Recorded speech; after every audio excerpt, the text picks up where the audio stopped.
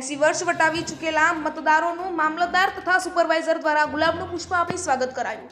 લોકશાહીને સુદૃઢ બનાવવા માટે એક સંવાદ હાથ ધરવામાં આવ્યો છે, જેમાં ગરબાડા મામલતદારે 80 વર્ષ વટાવી ચૂકેલા વયોવૃદ્ધ મતદારોને ઘરે જઈને મતદાન વિશે અનુભવો અંગે વાતચીત કરી હતી।